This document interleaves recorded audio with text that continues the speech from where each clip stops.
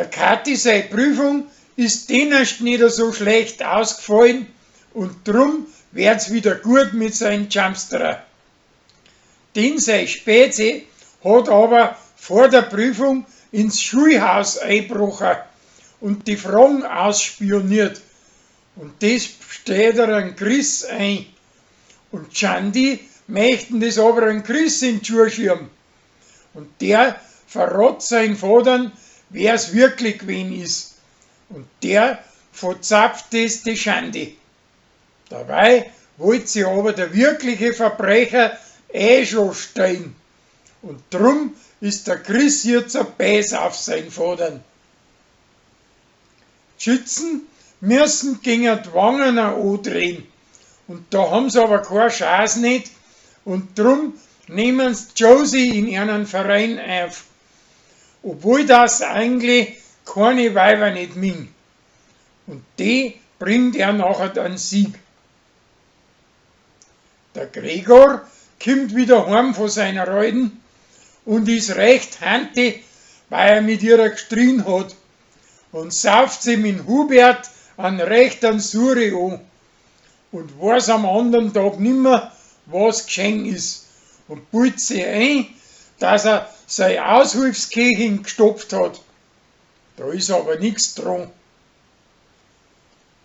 Der Fanny, sein preußischer Stiefsohn, ist hinter einem Madel her. Und die verlangt von ihm eine schöne Pfingstrosen.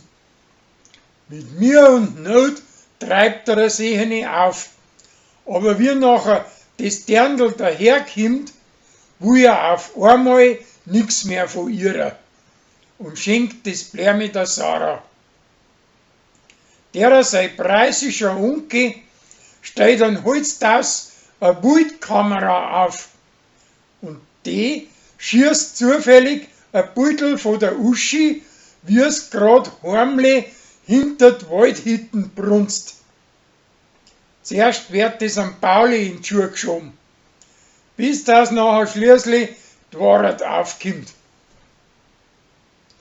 Ein Rolli, sein preußischer Gspusi, hat ungute Zustände, vor das es Klump kriegt und braucht unbedingt eine Maulbeermarmelade. Aber die Leni hat keins mehr und drum macht ihr der Rolli sein Eis.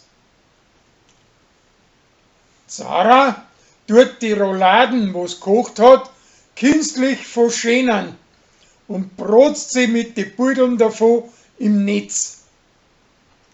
Der Sascha möchte, dass die Rosi mit ihm auf Afrika runterfliegt.